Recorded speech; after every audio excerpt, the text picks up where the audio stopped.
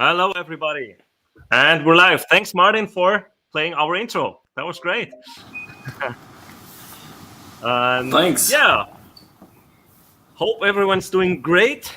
And welcome to Charles75N as well. Great that you Hello, everybody. found the time to join us. And yeah, let's see. Philip's there's already Philip. here. Hi there, Philip. How are you? Hi, There's Philip. Philip. Hi, Quentin. Quentin James. Hey, James. Wow. Hey there. Thanks for joining. Awesome, yeah. Yeah, we have a interesting topic, I hope, today. The topic is hype and related to hyped gear. Does hyped gear stand the test of time? I thought of this topic because we have a Skype group and we were chatting about the Spark 40 some time ago, and Charles mentioned that he wanted to buy a Spark 40, and then I realized that it's already been out for 1.5 years, roughly, and it is a very hyped product in my opinion, and it especially was when it was announced and when it was released.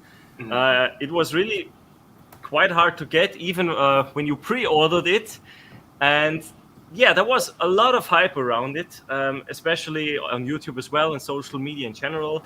Many reviews, many videos, and everybody was talking about the Spark 40. And when we stay with amps, before that, the Boss Katana was a very hyped product as well.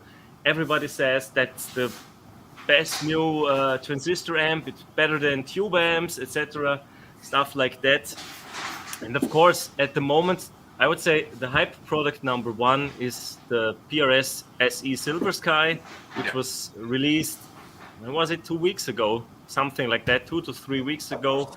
Everybody's been talking about it, and yeah, that's really the hot stuff at the moment. And I think it's an interesting topic to talk about, hyped products. Are they, especially the before mentioned amps, are they still good nowadays, or was it just hype? And are now, I would say, the more traditional products that have been out for quite some time, are they better still, or So First of all, I'd like to say hi to Tensolo Music and Roddy's Jam Cave. Thanks for joining, guys. Hey there. Yeah. So, Martin, what's your take? And my take, I just played the intro with two hyped products, with the Harley Benton and the Spark. So yeah, as a practice tool, I still love the Spark. I think it's a great little amp for that. I never really bought this much though into the Katana hype. To be honest, have a Katana Mini though. Yeah, I bought a Katana Mini, but the normal Katana, I had the box, the VT40 Plus, the Valvetronics one. I liked that one better, and there was not at all this much hype around it. And I think for me, I don't buy a lot of new gear just because of that. Because especially when something is being hyped on every YouTube channel, and it's in every commercial of every YouTube, it's you begin to wonder. And that was always my thing with the Spark. I was wondering, was the Spark really what they said it was, right? But I think that for that particular product, it holds true because people aren't really getting rid of them. You're not seeing them as much on the used market. You can find it, and it's still going to be around $200 on the used market if you really look hard. But you're not seeing it widely available, right? It's not like all over the place.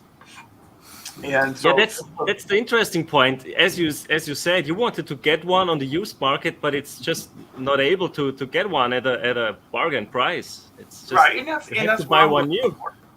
And I think that's when the hype on that product it has held up, right? And it's really you have to see over time.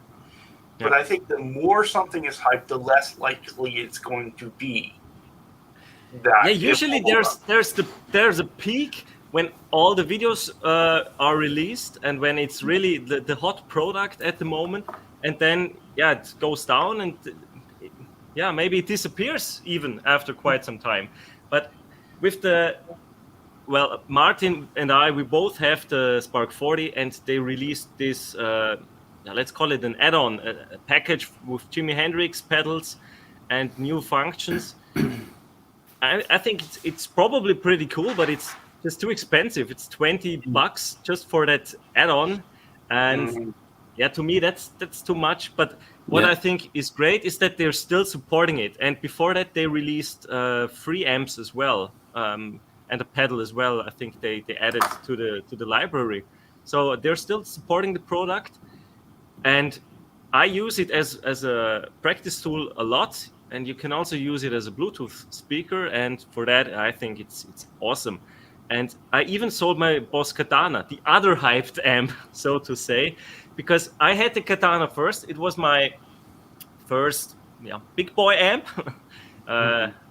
Before that, I had the Roland Microcube, which is a little bit the predecessor, because Roland and Boss are basically the same company. And I had that one before. And from the Microcube to the Boss Katana 50, that was a big step up in my opinion. And the Katana sounds great, and it's a great pedal platform. But then I got tube amps, which I preferred as pedal platforms. And when I got the Spark 40, the Katana was covering dust. I never used it. Yeah, that's just the same thing. I've got my PV Bandit 65. It's a great amp, but since I got the Princeton, it sits there. Yeah. In between the Princeton and the Epiphone Electro 210, the PV Bandit just sits there now because they both do what I want. The interesting thing is neither of the amps I have headphone jacks on them. Okay. Neither one of them. I was like, how do you build a 10-watt amp and don't put a headphone jack on it? Yeah, I think that's a great feature for an amp for silent practicing.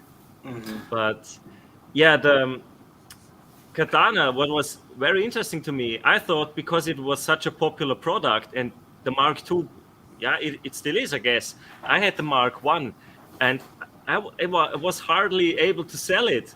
No one wanted it. I had to reduce the price several times, and that was really interesting to me. And I think Krenna was in a very similar position. He also wanted to sell his Katana 50. I think he managed now, but also it took quite some time to get rid of it, really, like to liquidate it, because it takes a lot of space because it's a combo amp. Because in the other side of that too was that there were so many of those that were made, right? And so they're out there, they're easy to find, so they're harder to sell. And I think with the Boss Katana, it is a really good amp. But there are a lot of really good amps out there, Yeah. And so that's why I try to kind of stay away from newer gear until I can really have really see it across and how people are using it and who's still using it, right? After all the hype kind of goes away 6 months later, who's still using? That's the kind of things I look for. And so I try to avoid a lot of the hype just by buying used gear. Like, I mean, when you look at the amps that I have, I've got the Epiphone Electro 210. That's an amp from the 90s, right? And the Princeton 650 behind that. Again, another one from the 90s. And the reason why I specifically got those is I came up on a great deal on both of them, and they were both unique. You can find the Electro 210, but you're going to have to look a little bit. It's not something you're going to come across every day. You're going to have to go on a search for it. And the 650s, they were only made for a couple years, and so it's a Princeton with an effects loop with digital effects on board, right? And so you can run, I guess, up to 2 or 3 effects at a time. If you program it right. So And so that was what was unique about that amp. And so, I try to, when I go to find something, I try to find something that's a little bit unique, but also has a really good reputation, right? And so, and that's what I've done with those two. But that's kind of how I get around the hype, because I'm kind of cheap. I want a good deal. I don't want to pay, I don't want to pay full price. I can wait for something. Yeah, then you really have to wait until the used market is kind of flooded, like with the Boss Katana. I think you can get those at a great price now. If you're a beginner on a budget, you can get a Katana 50 or a 100 for a really low price, I guess. And and that's not a bad way to go with that, because it is a good amp. It is absolutely. Really, it's just just so many of them out there because of the hype. True. So. And the sounds it has are great, and we were talking about using it as a pedal platform for videos as well. But when we then decided to go with tube amps, since Martin then bought the Captor X, so it's now much easier to record with tube amps as well. Martin, by the way, you're on mute. Just I just did not want to have background noise from my side when you're talking. Right. I wasn't sure if that was on purpose or not. What I personally... Just a second. I have the Spark here. We did this kind of mod where we put this rechargeable battery on the back, and in Martin's case, it's on the bottom. I think with this, it's even better because, you can use it everywhere, and it's quite small and easy to carry because it's not that heavy. And the only thing I really don't like about it is that you pretty much need the app. And one day they will probably stop supporting the app, or it's just like you said, your amps are from the 90s. No apps back then, obviously. And now with this product, someday it's just a little bit annoying. You have a couple of amp models right here. But those are not sounding great. Yeah, in my opinion. That is the only fallback of that particular amp, I think. Well, that in the speaker side, right? But it's the idea, once they stop supporting the app port, then that may not stay up as a product of use. But then the other thing, it's got a lot of flexibility in it, because you guys have used that to record before, right? You can use it as a line in to your computer as well, right? I'm just listening also through the Spark. I have the Spark directly plugged in with the USB to the PC. With that one, I've also played the intro directly through that line in, and I hear the audio from the PC right now when we're talking through the headphones that are connected at the Spark. And also what I have to chime in a little bit on that, when you said you don't have this control over the Spark without the app, you still have the 4 presets. I mean, honestly, the one you can store on the buttons. Yes. How many presets did you use until now? It's just, I mostly use the app because also of when you look for backing tracks and stuff like that, when you play along and use all those features, and then you can just activate the presets, the tones it suggests for the specific track, and for that you always need the app, and there's no software for PC or Mac, so you always need a phone for many of the functions it has. Not all of them, obviously, because you use the buttons just to play along, and you can use a standard Spotify backing track or a YouTube video. That works just fine, but for a lot of the functions it offers, you really need the app. Otherwise you just can't use the full potential, in my opinion. That's certainly the case, but that's what it's designed to be as well. Absolutely. But I think maybe it's just like an expiry date. A little bit. You know, just because one day they don't support the app anymore, and you need it to unlock it. So you need maybe keep an old phone with the app I don't know. Well, Retro phones. Well, there's that whole thing of planned obsolescence, right? And it's in every product that we buy today. Yeah. It's in your cars, it's in, everything. They want you to go ahead and buy another product eventually, right? And so they're going to make it to one point or another where you can't, right? There's, even with cell phones now, cell phones won't, if you have an older phone, pretty soon, every once in a while, you've got to buy another phone in order for it to work on the network the right way, right? Because the networks change, and so your phone no longer works that. So all the folks that are using flip phones now, give it about 5 more years, and I bet you those flip phones won't be able to work on the network effectively. And so there's a lot of that into it. And eventually tube amps will stop working, or eventually you won't be able to get tubes anymore, and that'll be that. But with all these digital amps that we've been using, that's planned in immediately.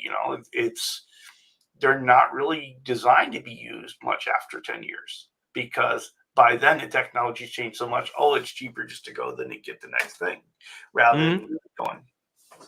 But then you're sitting on the old product, similar to my situation with the Katana. Yeah. Because then it's just outdated and nobody really wants it. And well, there's a lot of gear out there that's like that. I mean, you look at like I was talking about this PV Bandit 65. It's a pretty good amp. You can, if you work with it, it's got a lot of functionality. You can dial in some really good tones in with it, but it's heavy. I don't move it if I don't have to, and it's easier for me to dial in the tone I want on the Princeton or on the Electar. And so those are the ones that get used. And there's nothing wrong with this amp. It will last forever. It will work forever until until it doesn't. But they're not in demand. I mean, just 2 years ago they were going for like $200-300, and now you're lucky if you get $100 for them. Wow. Okay. Yeah. Of course, I only paid $70 for mine, so I'm still ahead of the game. I think you raised an interesting point when you said that one day tube amps stop working, and maybe will be a day where no tubes are available anymore because there are only a few manufacturers left. Or eventually it'll be so hard to get tubes that it'll be cost prohibitive to keep retubing your amp. Yeah, and so there will be also with transition. Sorry, Martin. Also with environment laws, maybe, because they use so much power as well. Yeah. Yeah, but then what's the alternative? Maybe products like the Tone Master by Fender, the Tone Master amps, which are transistor amps modeled after tube amps. Maybe then those kind of amps are, winning in the long run. I'm not sure. Hey, Terry. Yeah, it's everything's gonna. We can look at the writing on the wall. We've seen the change from a lot of analog stuff to digital stuff. First in amps and then in pedals. But it's everything is going that way, and it's as all these companies that make gear, they need to keep selling gear to make money, and so I think big potential is also in software. Yeah. Look at Amplitube. Yeah, and you're right about that. And it's, and then always a big fear on that is, okay, well, if I wait too long to get it, how long will it be supported by the time I get it?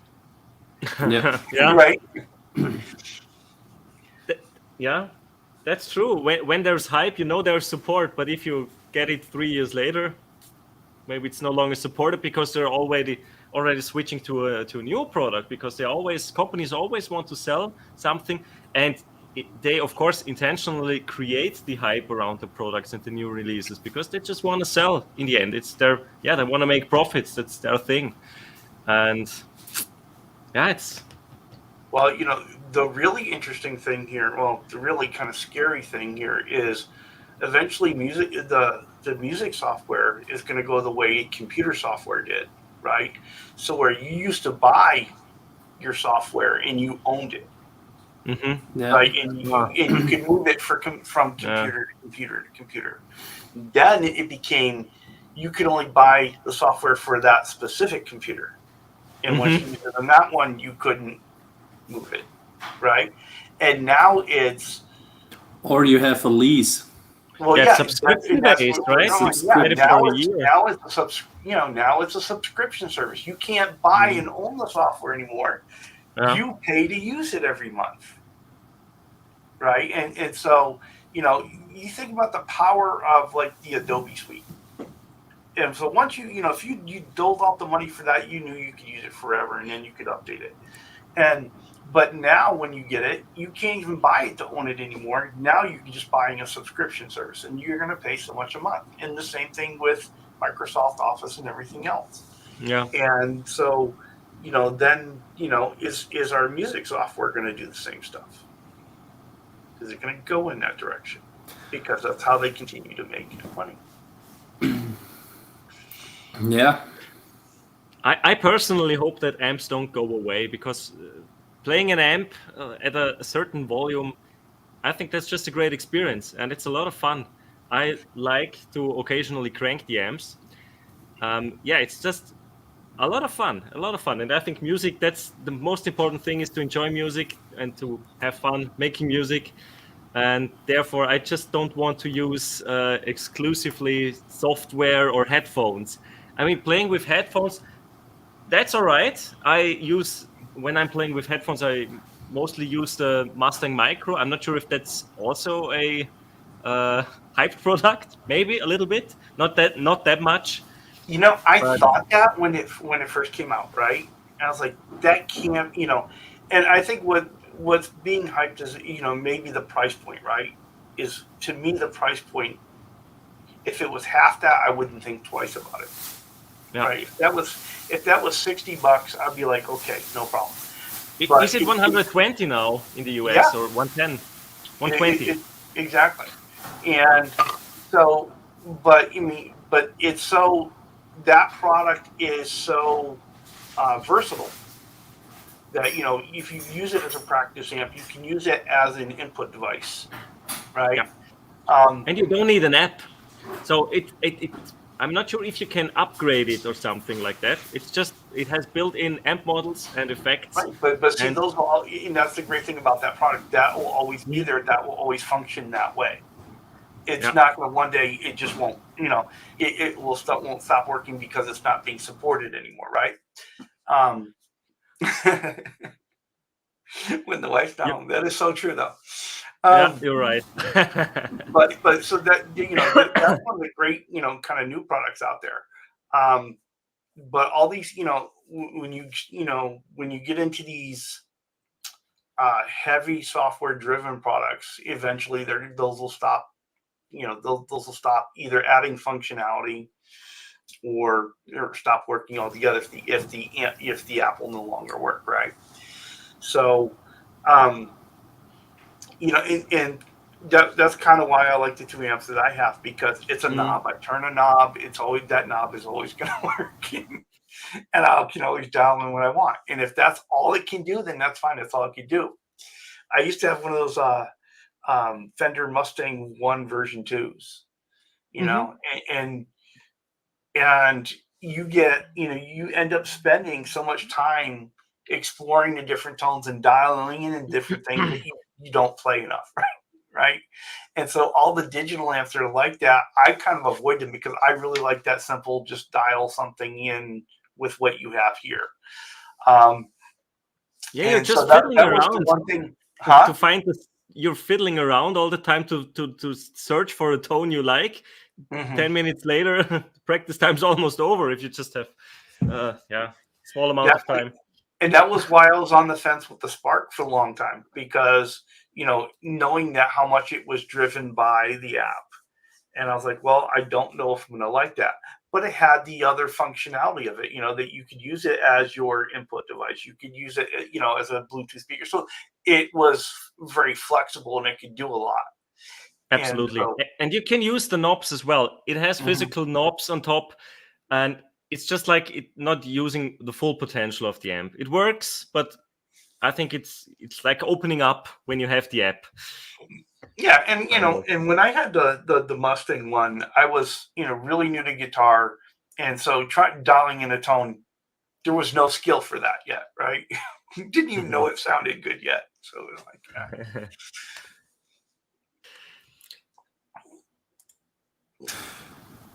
Yeah, well, for me, I honestly have to say I don't use all too much of the features of the Spark. You have your AC/DC preset. You're using 90%, right? Yeah, I would say now 80 to 70%. But yeah, the other one is the Rolling Stones preset. But yeah, it's 2 to 3 presets that I'm using that I have on the hardware buttons. I switch them with the hardware buttons. Yeah, and I just connect with Bluetooth from my phone, let something play in YouTube, and I'm not using the app at all, pretty much. Yeah, so this. Thanks, Philip. Yeah, bless you. So it looks like Terry's back. Beard because he's putting on beard oil. Let's hope Tom recovers well. Yeah, definitely. Yeah, but but other than that, as mentioned, I'm using it to record a lot. I think that's really valuable. That's helped me also a lot in my playing as well. So you can listen to it back. So, I mean, how do you guys protect yourself from the hype then? Maybe that's where we need to go. It depends on the product, honestly, because the Silver Sky, which is the hot thing now, I'm not interested because I already have so many Strat type guitars. I just don't need it. For me, in terms of price range, it's in competition with the Fender Mexico guitars, and I have the Road Worn, and I love the Road Worn guitar. There's just no need to get a similar guitar, and yeah, it's not relict, of course, but I have a non-relict Fender American Professional Strat as well, so I'm just covered in that regard. So yeah, it really depends on the product. I'm just at the moment I'm not interested in the Silver Sky SE. How about yourself? Well, for me, I was like, I have a Strat style guitar, and I'm sure that the Silver Sky SE would be nicer than the Squire I have, but it was, but like you're saying, at that price point, I think I'd almost rather have a Made in Mexico. Right? You can get a Made in Mexico used probably for $500, or how much exactly. are they in the US? You about 500 to 600 depending on the model you're looking at, right? Yeah. Used, and keep in mind that's up from like $350 a year ago. Yeah. Oh wow. What I think is a little bit outrageous is the price in Europe for the Silver Sky SE is 1,000 euros, but the other SE guitars, the SE Customs, I have the Tremonti, which is also a signature model.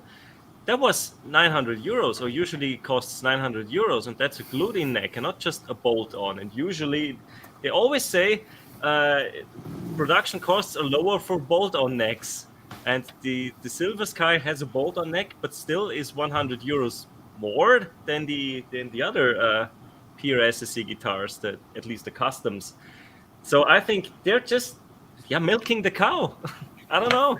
They're hype around the product, and people are willing to buy it. It's you can't get it. It's I'm not real interested. I'm not real interested in it because of the price, and obviously I'm not adverse to PRS SEs because there's one right over there. They are great. I love PRS SE guitars. It plays great. It feels great. It looks fantastic. It is probably the prettiest guitar I have. Um, but I don't feel like I need to have a Silver Sky. What I would I don't like to really try one understand. out? If someone gave one to me, would I be taking it? Yeah. Would I be happy with it? Yeah. But I don't feel a need to have it. Yeah, that's the feel of needing it. That's associated with the hype. Mm-hmm. I think they want to make you feel like that's the product you need to have to get a different tone, to get a better tone, to play more, and better overall. And what I don't really understand is some of the specs of the Silver Sky SE. They just have it differently enough to the US model. They made some changes. The colors are not available, the same ones. The fretboard radius is a little bit different. I'm not so sure why they did that. Maybe to keep I production think the costs fretboard down. radius was made just to make it easier to play for newer players, right? Yeah. They figured it would be. What I don't understand is why they just didn't go all the way to a 9-inch, to a 9-inch radius. You make it standard, right? But yes, PRS. They want to be just a little bit different than everybody else. They're building some uniqueness into their brand. But most players probably won't feel a whole lot of difference between that 8-inch radius and a 9-inch radius on their Strat type guitars. So does it really matter in the end, right? Yeah, probably not. But the 7 1/4, that's really you definitely feel a difference to the standard Fender neck radius. Yeah. That's a big difference. And that's why they went to the 9, because a lot of people have trouble bending on that neck, right? And unless you're a superstar like John Mayer, then that's going to be a struggle for you. True. So, Martin, why didn't you buy a Silver Sky? How did you resist the hype? You're not a Strat guy, right? Yeah, that's the first thing. I'm not Strat guy. That prevents me already from buying too much into Strats, even though it's the most common shaped guitar object in my possession. With two guitar-shaped object. That's good. Well, he's got the one he wants. He is bonded with that road worn like you wouldn't believe. It's a love and hate relationship, to be honest. You're always fighting with the guitar when you're playing, right? It's like it's I'm not feeling at home with it, and but that's what I like about it, because it just forces me to play it different, to use it different, and that's why I like it in the end. But it's not that I really, when I think, oh, I grab a guitar, let's go for that one. That's not the case, not at all. It's really the case that I have to think, what do I do? Do I challenge myself today? Do I want to challenge myself today? And then it's okay, I'm gonna get that one, not because it plays terribly, not at all. It's just I'm not used to it. I'm used to 12-inch radius. I'm used to mostly rosewood, shorter scale, rosewood, fixed bridge. This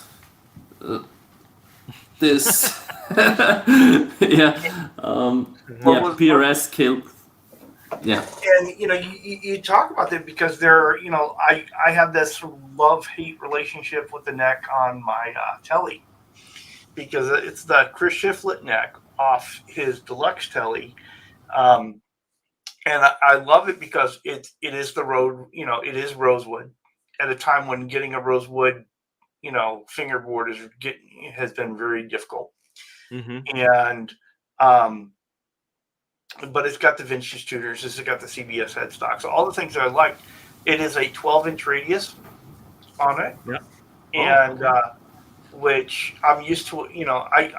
My guitars either have 9s or 10s on the radius, and the one thing that I'm kind of fighting with, and I was looking at that comment too. I'm glad you pulled it up. But when you get down by the neck, it is not as thin as I'm used to down by the first 3 frets. Okay. And so I'm finding that I'm having to play different on that guitar than all my other ones because it's a little thicker back there in those first 3 frets. And it's not terrible. It's not a whole terrible lot of difference, but it's enough to where my hand feels it, and I have to play differently. I've got to really look at how I angle my hand when I put it down there. And so, but it's you have those relationships with something. It's not enough to make me not want to play it. I still enjoy it, but I do have to fight it a little bit, like Martin was saying with the Road Worn.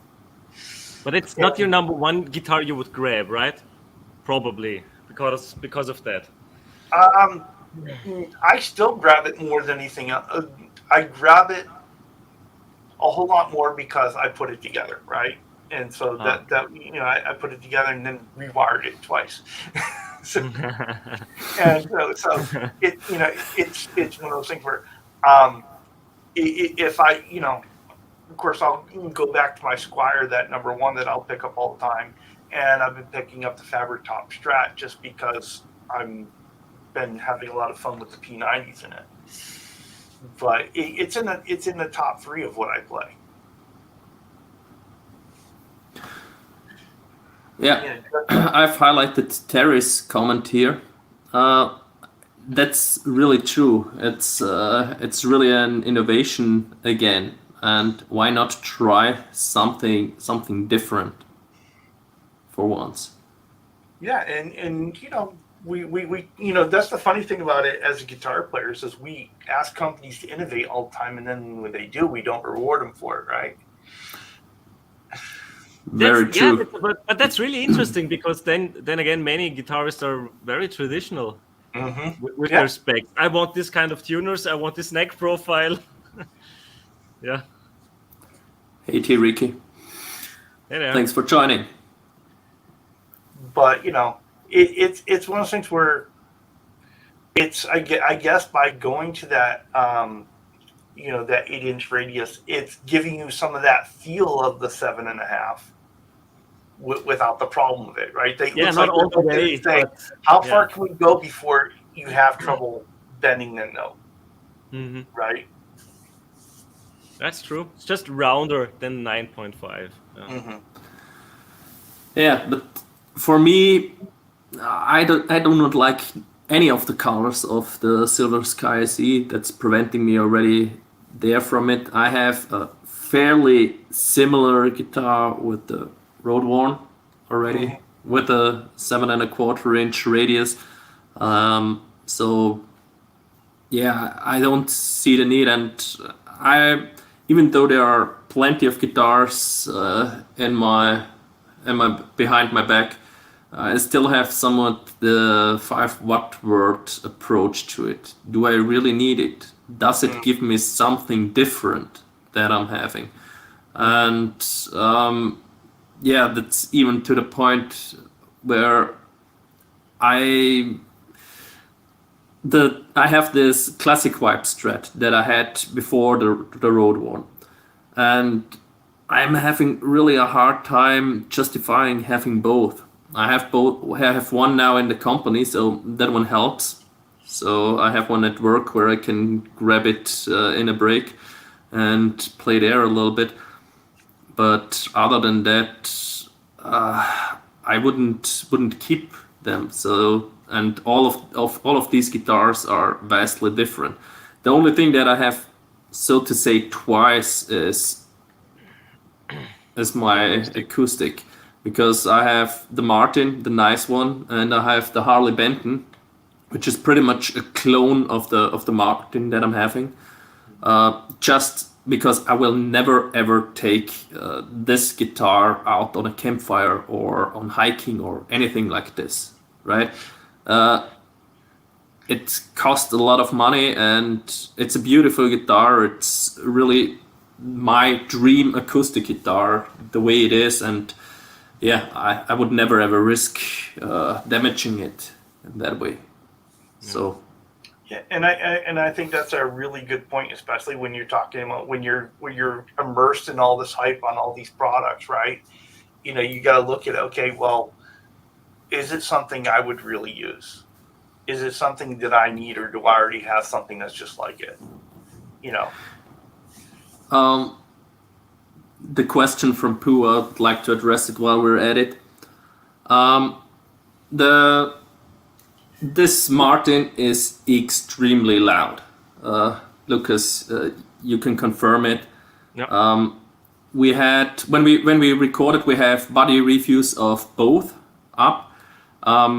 We had, I think, the mic was placed pretty much at the same spot when we were recording, and we had the mic setting, I think, 16 dB louder on the Harley Benton to match pretty much the volume that we had recorded on that one.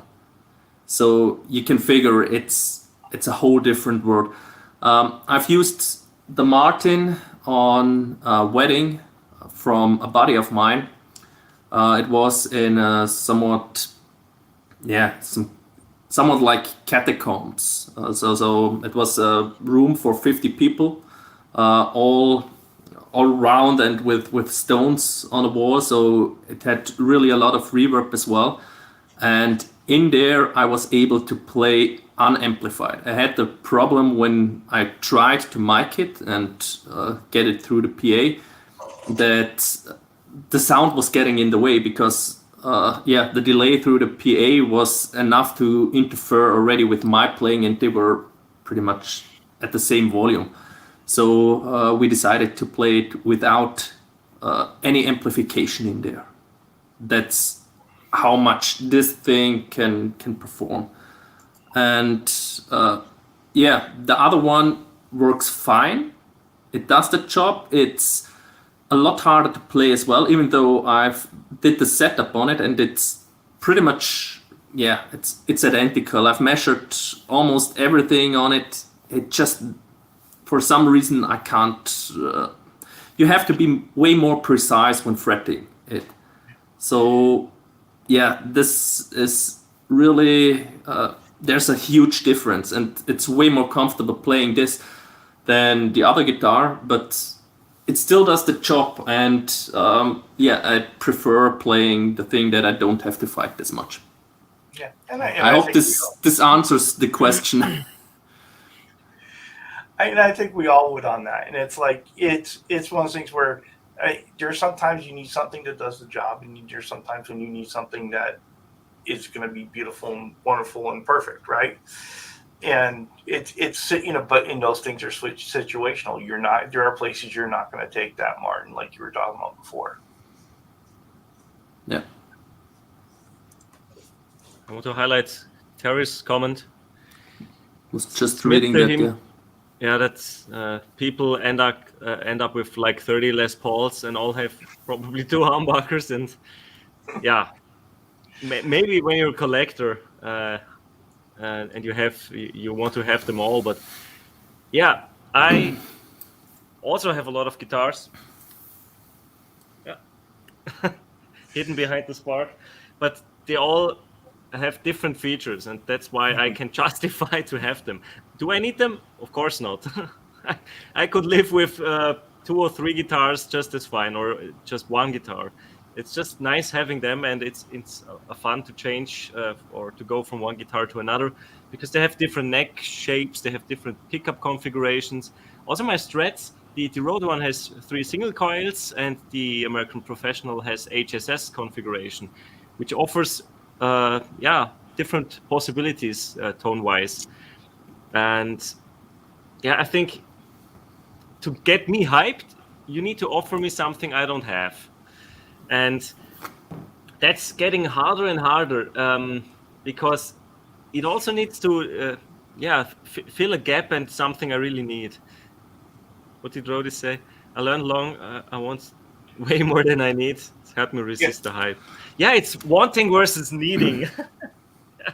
Yeah, and it is so true. And what I've tried to do with the things that I have is I have 3 Strat style. One's the fabric top, and then one is my Squire with the single, and then the J Tercer does single. Yep. And I only got the J Tercer just to try what the J Tercer was like. It's not in my regular rotation. It's probably going to be leaving pretty soon. But the two Strats that I have are tragically different, right? My Squire it's single. It is it's got Mexican pickups in it. It's got and then I've done some things to it to make it my own, right? The Fabric Top Strat is P90 single, and so they're two very different guitars, right? And that's kind of what I've tried to do. The only two guitars that I have that are kind of similar are my son's Les Paul Pro 3 and my PRS E. They're both Les Paul style guitars. They both have dual humbuckers in it. The ones in the Epiphone though they're coil split ones. Okay. But, so that gives you a little bit different sound. But everything and I have two Telecasters. One that has regular, it's a thin line Firefly, and just because I love the look of a thin line, right? And that's just got standard tele pickups in it and no special wiring in it. And then of course the one that you see hanging on the wall that's got the Baja wiring in it. And so complete, similar guitars, but really different in function. And so that's what I've tried to do, is make sure that each thing that I have is unique and adds to what I have, rather than 3 copies of the same thing. Yeah. I would like, Philip, was this question targeted at me regarding the Martin and the Harley Benton, or was this a rhetorical question? I think that's when we were talking about having several Strats or several kinds of one guitar. I would have to chime in there because there is certainly a spot for when you want 2 or 3 of the same guitar, and that's when you're gigging. As a backup guitar. As a backup. So you have a comparable sound. If something breaks, get that guitar away, have the backup, and it sounds the same. Okay. And that's the thing there. Again, there's a need because you need a backup. Yeah. And that's... Okay, guys, I've got about 10 more minutes before I've got to go back to work. Yeah. All right. Yeah, thanks for coming on the show again. So I'll stay with you for those 10 minutes, but if I duck out quick, you know why. Yeah, all right. You mentioned Firefly, and Martin said it in the beginning already. Harley Benton is also kind of a hyped brand and with hyped guitars, and I think they keep the hype alive, especially Harley Benton, because they bring out new products all the time. They make the new series, as always. They're visiting older series and bringing out with new specs, with roasted whatever and stainless steel frets and stuff. So I think they managed to keep the hype pretty much alive. Yeah, and Firefly does the same kind of thing, and same in the US. Yeah, they do the same kind of thing in the US, and I would probably have a Harley Benton or two if it wasn't for the shipping costs, right? And so it's but the cool thing about both Harley Benton and Firefly for me is it's a great guitar for those people that want to mod things. If you're into modding a guitar and making it your own, they're not neat guitars. They're guitars for you to mod and mess around with and learn stuff on. And I've got 2 Fireflies. I got the 338, which is like the 335 style, and I've got the thin line Tele, and I love both of them. Wasn't happy with the pickups within either of them. But other than that, I'm real happy with the 2 guitars because they both, gave me something at the time that if it wasn't for them, I wouldn't be able to afford them. And they've given me something that I can mod. And that's I've been one of those people where I'd like to have something and make it unique, hence the fabric tops behind me, right? Because no one's going to have either one of those, you know. That's true. But you know, I also think a big part of playing an instrument or doing something is knowing how it works, and so I'm really interested in that. Hence, why I've kind of selected some of the things I've selected, because I want to modify them. So I think those two brands are that. It's both a positive and a negative hype, because if you're buying it thinking this is the best thing in the world, they're not either one of them. But they're a great starting place, and if you're the person that kind of likes to mess around with stuff, they're really great for that. What I think with Harley Benton, with my experience, is either you have to be really knowing how to mod it, also do fret leveling and such things, or have the possibility to easily sand it back. So being in Europe, the first SC550, this guitar that I got, was absolutely horrible. Can't say anything else about it. It had broken off edges on the binding, so they were sharp, not just uncomfortable, really sharp. I did not really watch while playing, and went over the fretboard. Usually I have the thumb over it, and I already felt like small cuts in my finger, in my thumb, and that is something that's unacceptable at any price point, in my opinion. It had finish flaws under the finish. It had bubbles in the finish. It's all kind of stuff. One string was already broken because everything was rusty. All the strings were rusty. I mean, that's not the fault of the guitar, but it tells you how well they did look at it before shipping, or did take care in the warehouse of it. All in all, it was not really playable. The frets also had fret sprout. All the things you shouldn't have on a new guitar, and something you can't definitely give a beginner. So that's something, an experience I've made where, as I said, I will not recommend anyone just without adding this. Be aware, you can get a really bad lemon.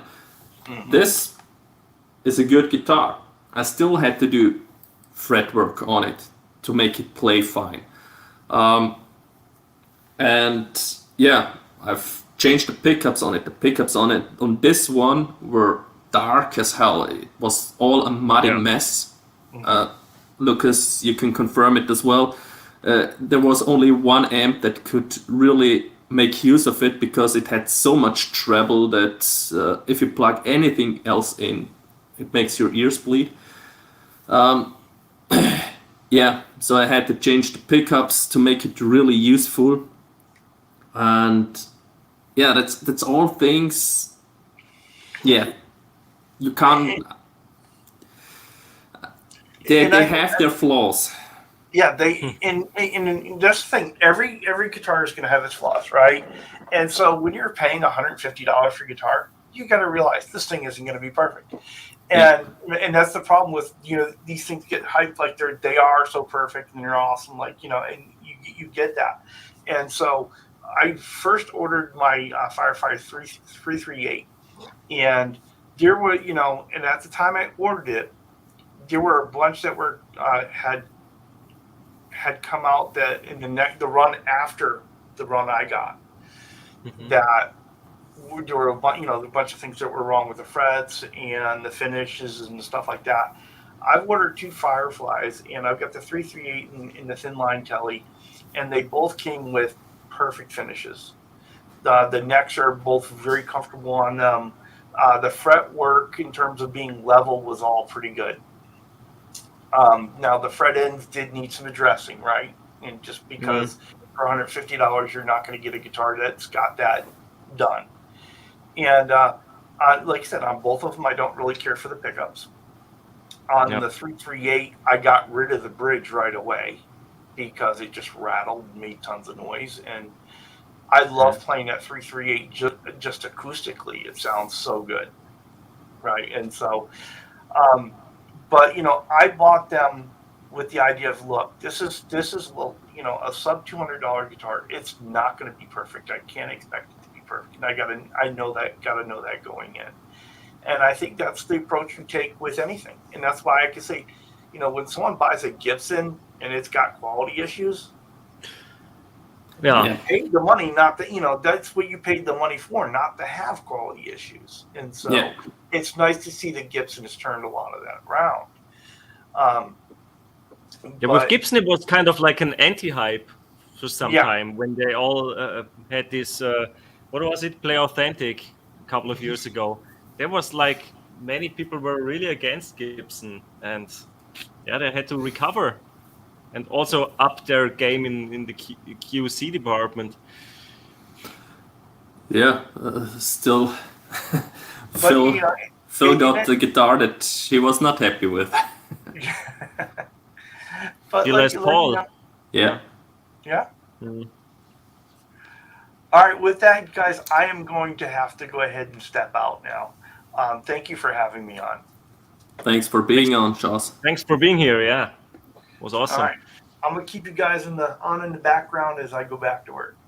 Great. Have a good one, Charles. Have a good one. Right, bye, Charles. Bye. Bye.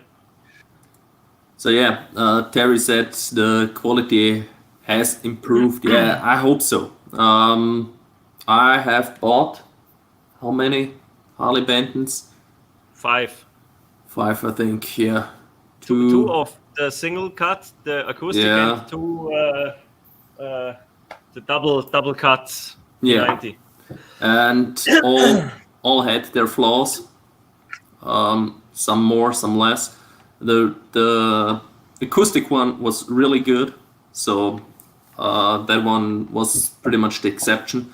On the others, we had to do work on all of them. Yeah, and modded them as well. We changed the pickups, or you did, and but the Harley Bentons usually they just cost a fraction of the guitar they're mimicking. Not meaning it's disrespectful, but they have these headless guitars in their offering. They have Strats with roasted maple necks. They have like this modern Strats, the shredder guitars. They just released one that looks pretty much like the Jim Root's signature Strat, and I think they also have a Brian May guitar, or they make all kinds of models for a fraction of the price. Quality's good, not always great, but in many videos or the hype around them, they often sell it as it's the greatest product ever. And that's the point. I have highlighted Terry's comment. I think it's fine that they have flaws at that price point.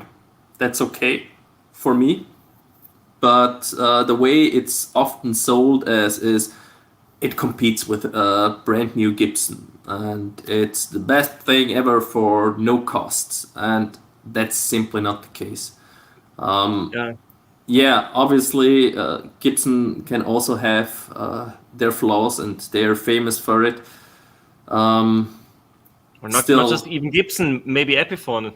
A good Epiphone also, the higher tier ones costs $700, $800. Yeah, it's still 3 times the price of a Harley Benton. Absolutely. And as Franz says, if you buy a Harley Benton from Thomann and you're in Europe, Franz, I'm not sure how easy it is to send back from overseas. If you can send it back in Europe, you don't have to charge anything. You just send it back, they take it without any question, and it's not a problem at all. You can see it on their website when they have hundreds of B stock of one particular model. Yeah. yeah, raises questions. Artist guitars. A lot of guitar, yeah. Yeah. Probably Hey, made Deja at the Voodoo. same factory. Yeah, it often is a lot of guitar, and yeah, but I made the experience that you can also get a really bad lemon. So yeah, also on the used market, I'm avoiding these guitars if I can't try them. And absolutely. And I think there is something where you really have to praise companies like PRS or Ibanez, which keep at an somewhat affordable level, still more than a Harley Benton in most cases, but a really good quality and a really good QC. Yeah. So yeah, that's that where and for some reason, yeah, obviously the PRS Silver Sky is really hyped now, but other than that, I'm sure it's a great quality guitar. yeah, absolutely. Really, nothing against the guitars. If you like the colors and you get the chance to buy one and you want one, it's still a fraction of the price of the US model. And I'm sure it's a great guitar. I would love to play one, but they're just not available here in our area. Yeah. And yeah, it's also see here I'm having right in my back Gibson model, the one where people would tell you to avoid the most. The 2015 studio model. That's pretty much worth nothing, and is from the worst year of Gibson's history, as some people say, and still it's by far the best guitar that I'm having. Yeah, let's call it electric guitar. Even though Krina would probably argue that it's my kit guitar.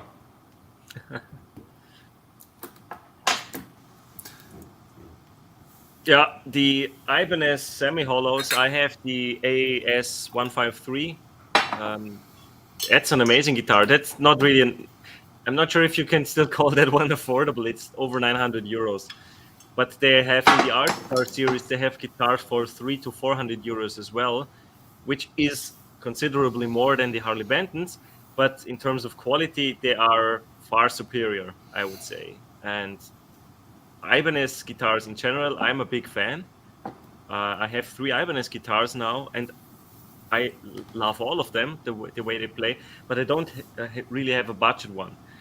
And yeah, but the quality control is great on those guitars, and yeah, Poo kind of agrees. He's also a big Ibanez fan, and I'm not sure if there's hype around any other guitars at the moment. Can you think of any model, Martin?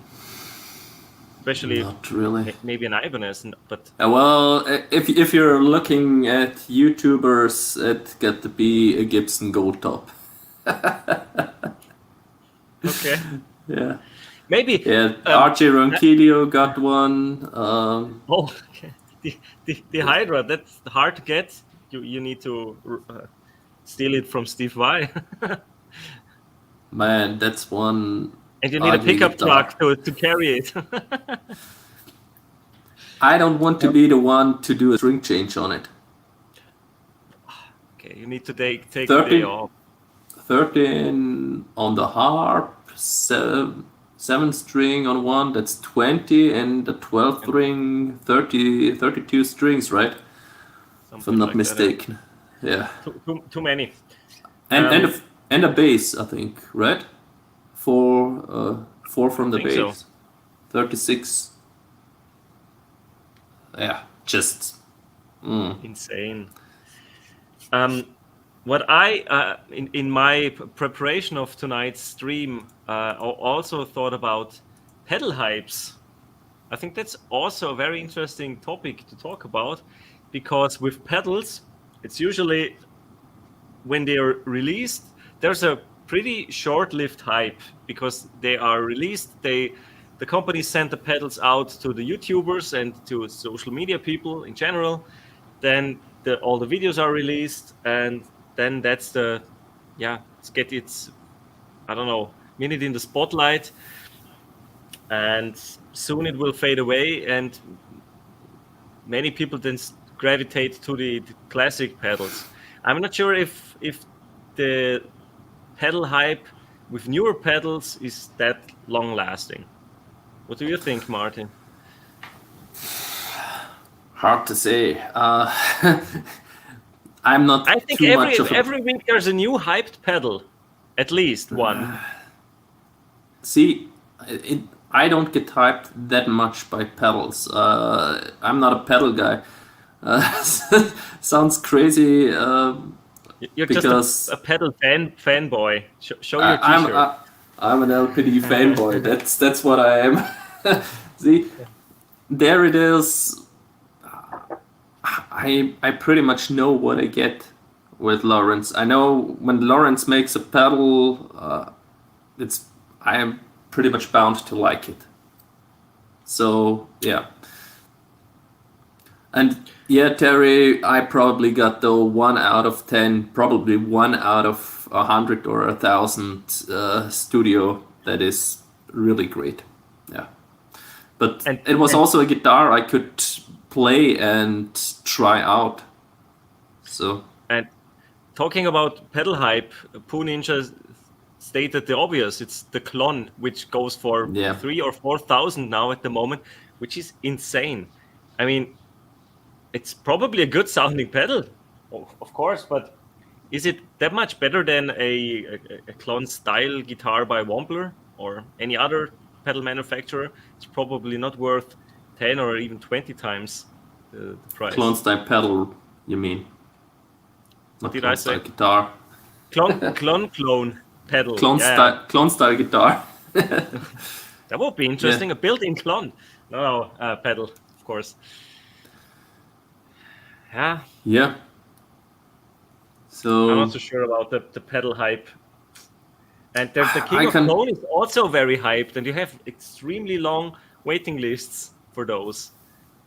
And yeah, that's a big hype if you're a pedal guy and if you're into that. But then I'm in the same boat as you are, Martin. I'm not that hyped by the pedals. It's not that I'm buying a boutique pedal every other week.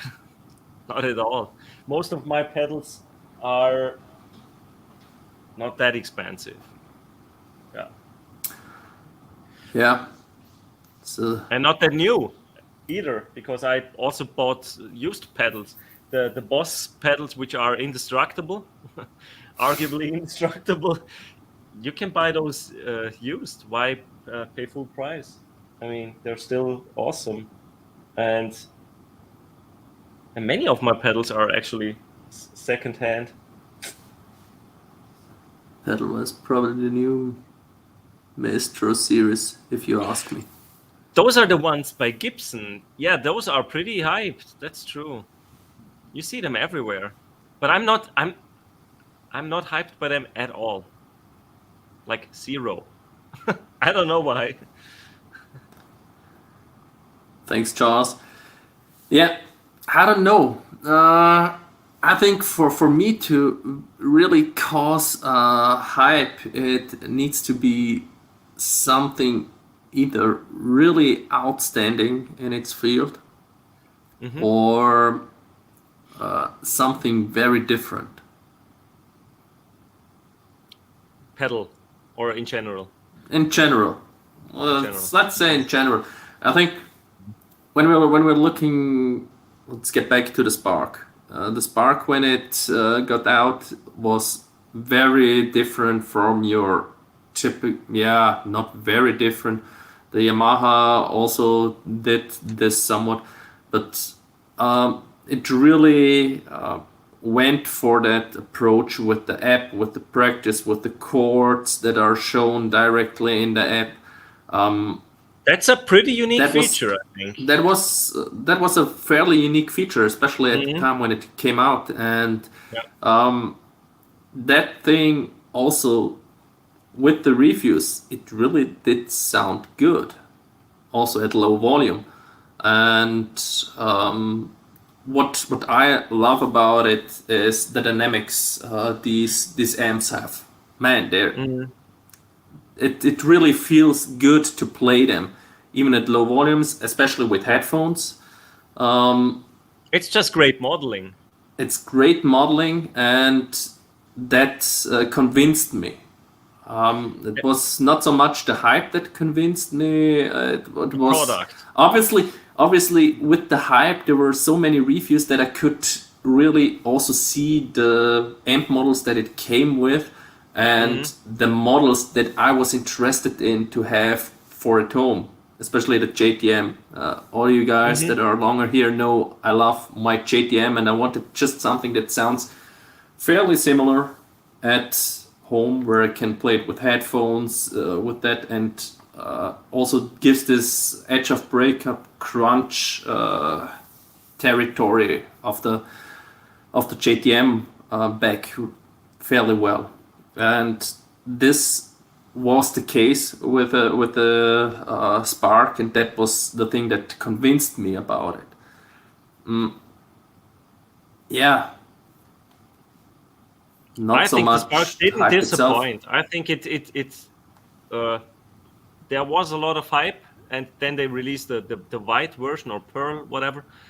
They kept the hype alive, but I think that's really a good product that stood the test of time.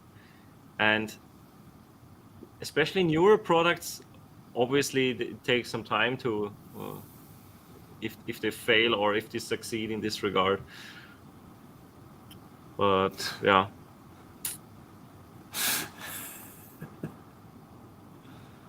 That's his way to resist the hype. Yeah.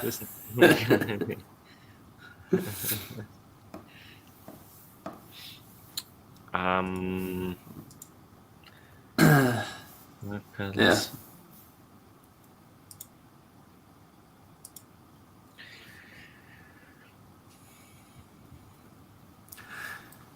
Yeah.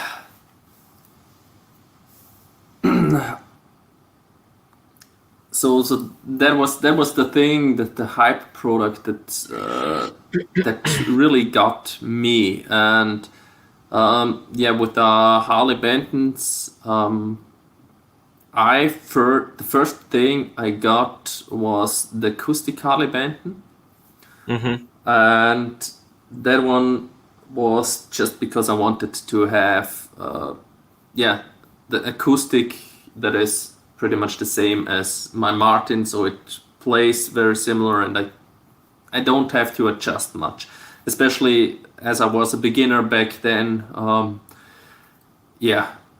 Still am a beginner, doesn't matter, but even more, I think 2 years in, something like this, into playing, I didn't want to adjust much into it, and that was the reason why I went with that one, because it was also the only one that had that V-shaped neck, and the specs were very close. That was the reason why I got the Harley Benton, and I had a good experience with that guitar. And then I went on with the SC550. How many years later? I think 3 or 4 years later. Not even 2 years back, I think.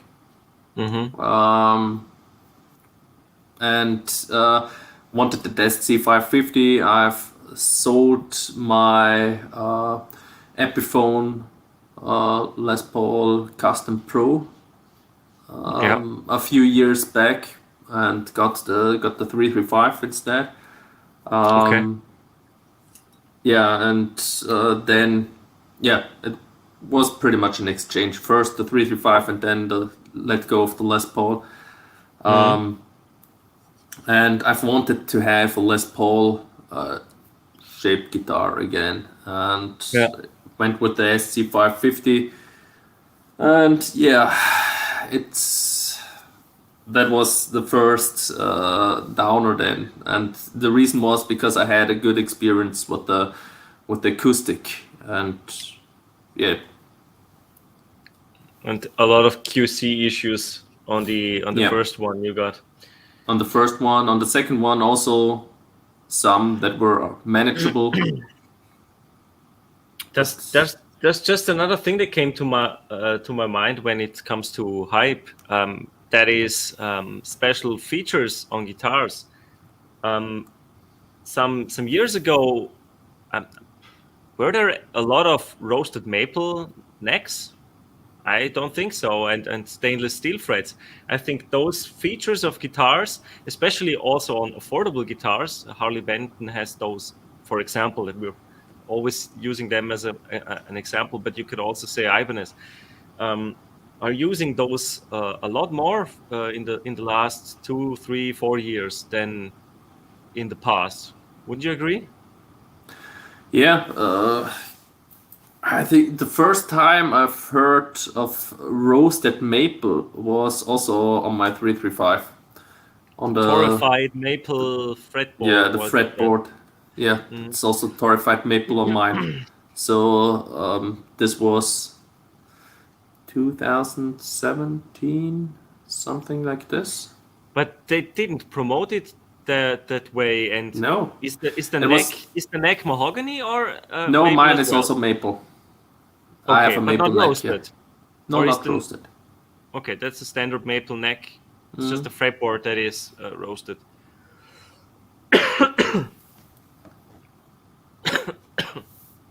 Sorry.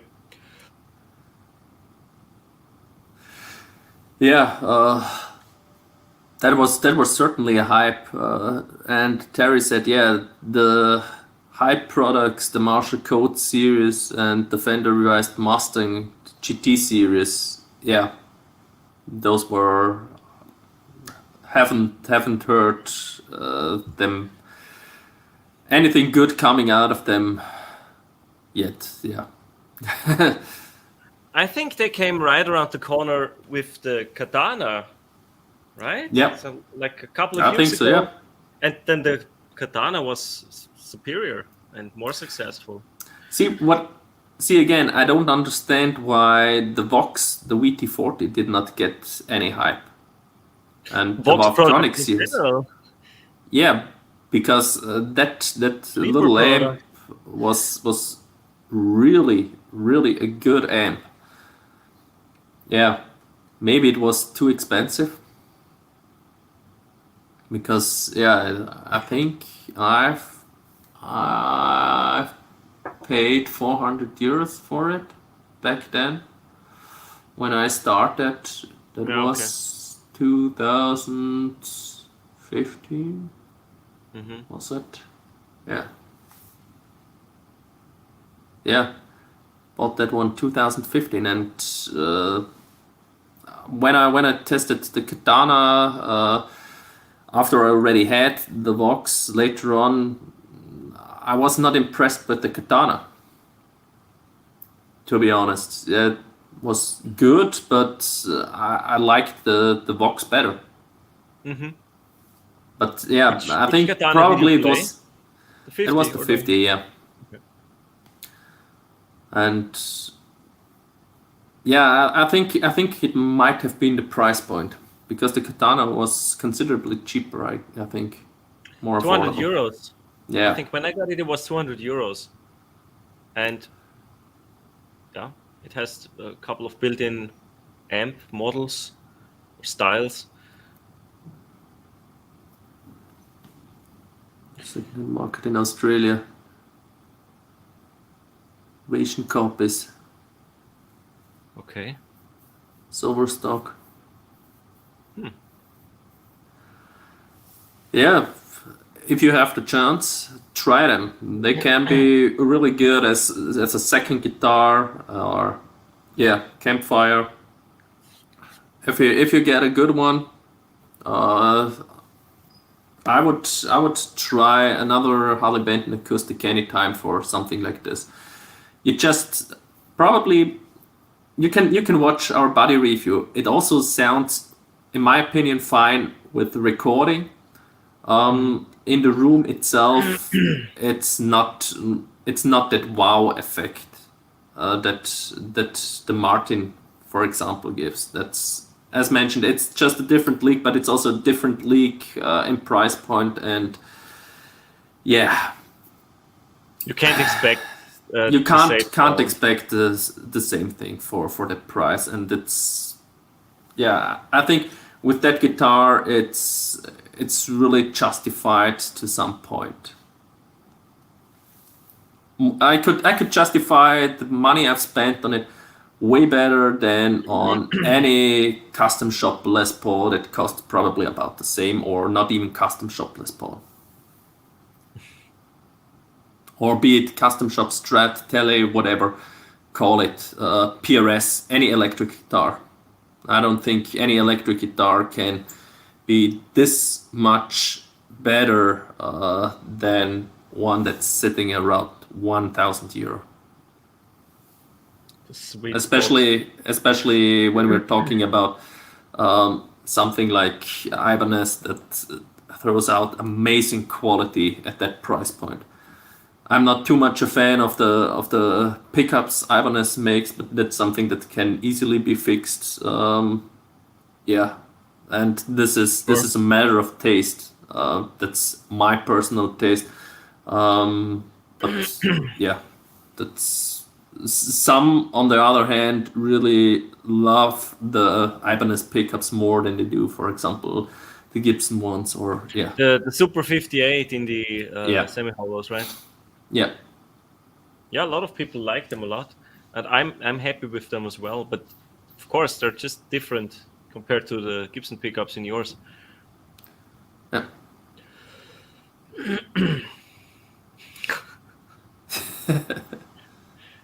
Yeah, I had what's the cheap version of a Ovation? It's Applause, I think. Applause by Ovation.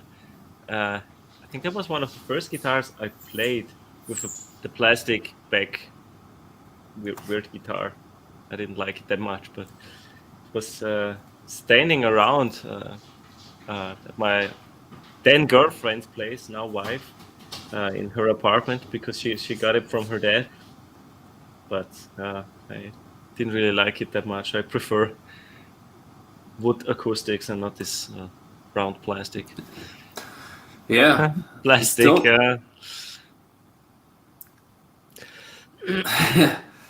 But then again, somehow they still made their way with that, right?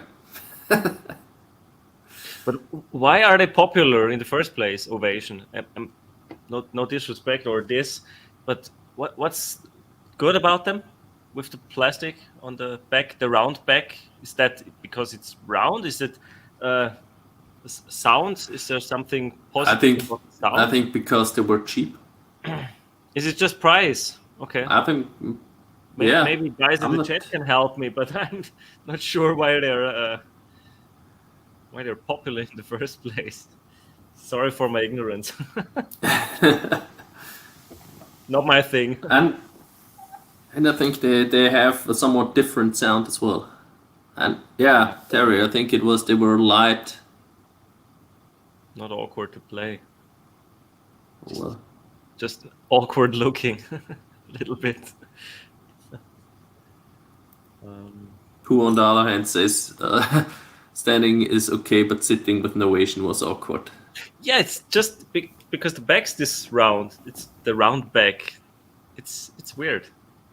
Right time. Country music. So it was a hyped product, but it stood the test of time in the end. Yeah.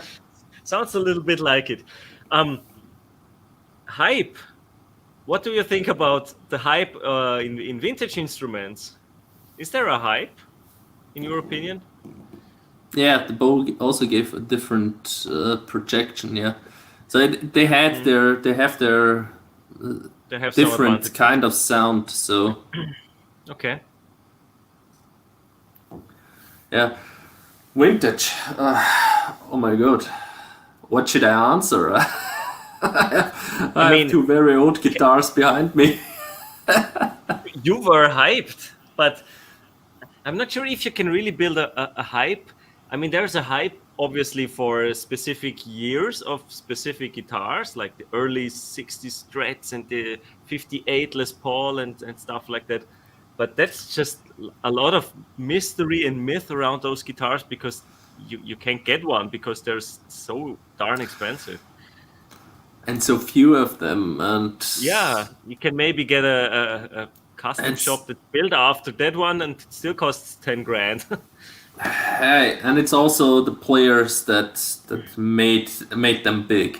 I mean, yeah, with the 59 Les Paul,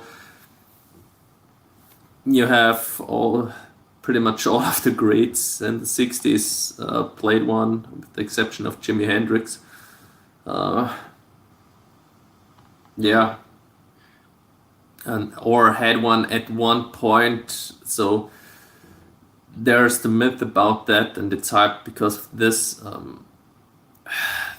And yeah, many people said there are also lemons within these 59 Les Pauls. So, yeah, must be. Especially as everything was handmade then, all the pickups were hand bound. They were different from one guitar to another, vastly different.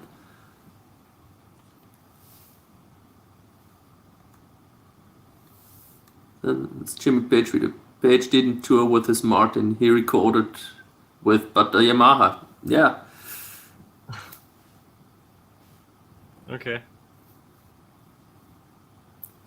Yeah. It totally makes sense for me. I would also only take my Martin just for things around the corner and not tour or gig where I would have to drive more than 2 hours. That's already a stretch that I would take my Martin with. So yeah.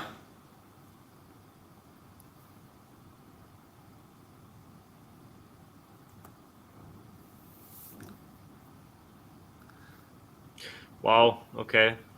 Yeah, with Gibson guitars, we have one store in our area that has some expensive Gibson guitars because it's not that easy to have Gibson in your shop. I'm not sure if the situation in the US or in any other countries is different, but I think to be a Gibson authorized dealer, you have to have a lot of them in stock. And so we have only one shop that has Gibson guitars, and they have some for around 5,000-6,000 euros. And when Martin and I played them, we were extremely underwhelmed. Just the build quality and the setup, maybe it also had to do with the shop not taking good care of those guitars. But just when we were thinking of your 335, for example, we both agreed that it just feels much better. I'm not sure if it's because of the setup and the work you put into the guitar, or if it's just the build quality and the expectations. I've bought that very same guitar at that very same store, and I've played custom shop Les Paul at the same day, and also a standard 335 they had there, and I think a custom shop even as well, which was obviously out of my price range. That how much was that? 5,000-6,000. Yeah, something like this. It just was on the wall. I didn't even try to ask for the price because I knew it was not worth asking, and I didn't have to. The studio was better than all of them. Happens.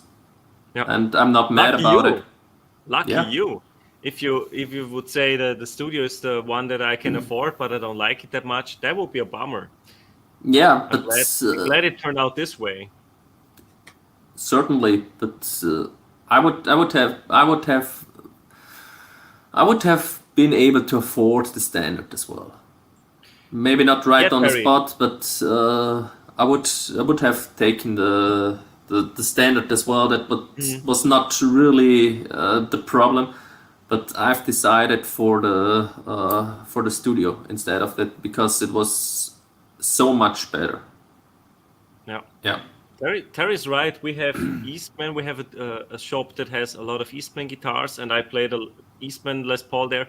That was interesting. When did we go there to Addis? That was it this year, or I think it was January. It was, right? I think, in January. Yes. When we got the slide ring, and yeah, exactly. He has second week of January, I think.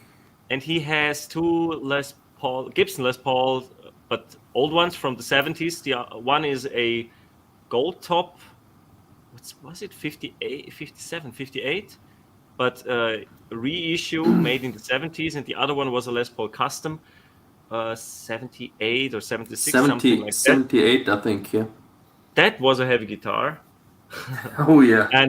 But the guitars felt great. It was a lot of fun to play with them. But then I played an Eastman, which was $1,800, and I preferred that one.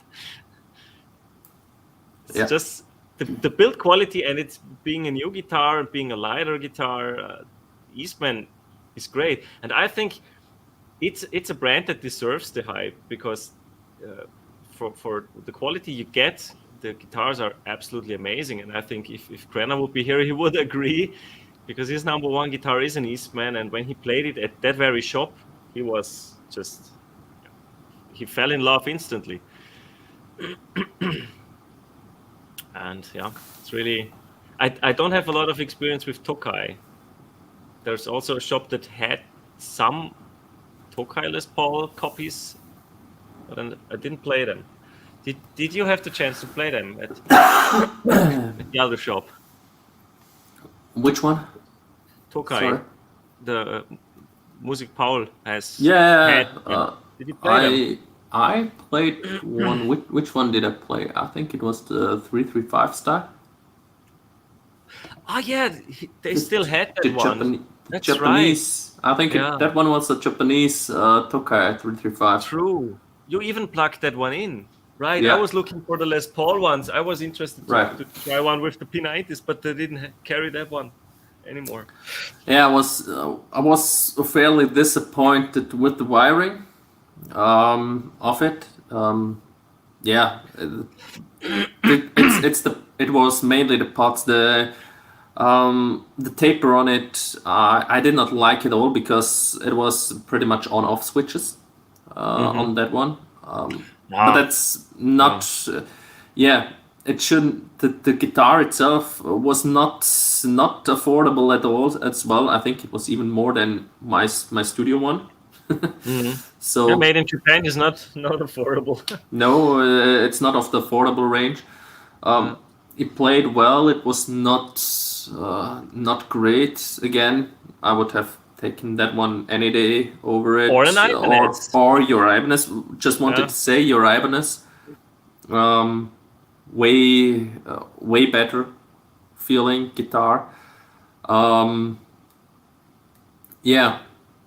But better again than the other 335s that I've played back then in the other store. Mm-hmm. Yeah, so that's that. It was a good guitar.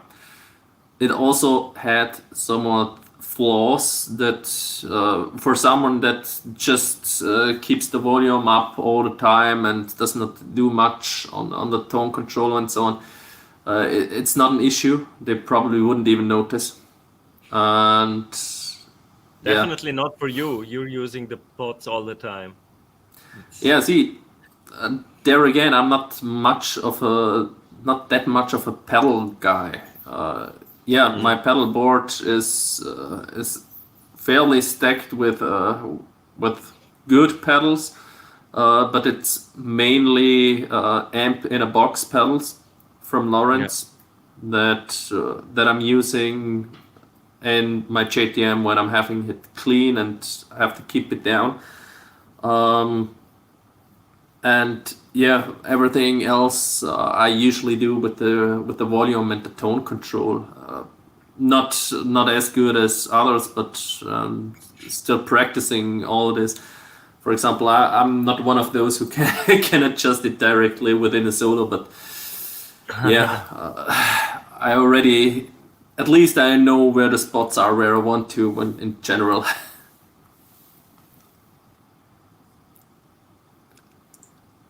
Thanks See you. Thanks for joining.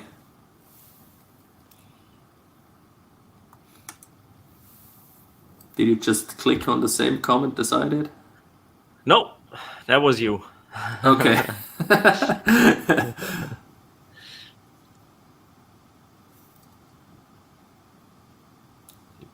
Never played an Eastman acoustic, but I think Adi has them in stock as well. We have to try the next time. Yeah.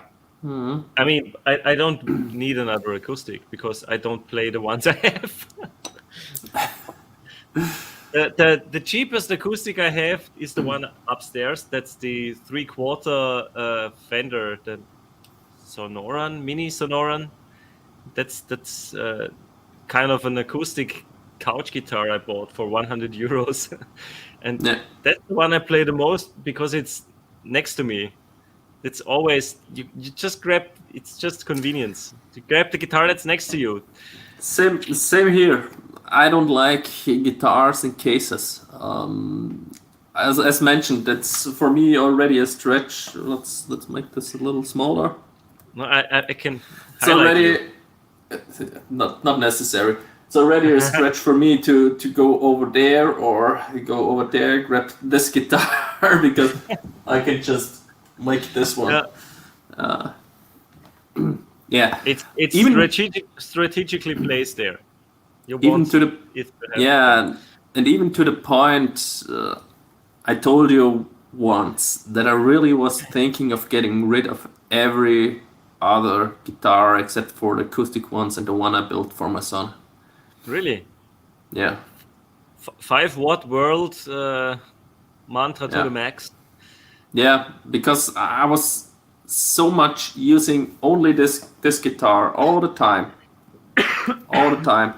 But then, yeah, it comes back to the thing which we had earlier with the Road One guitar. At some point, I come back and I think, okay, I want to challenge myself with something. I want to do something different, and it also inspires me to improve as a player again. Not much, but but just a little bit.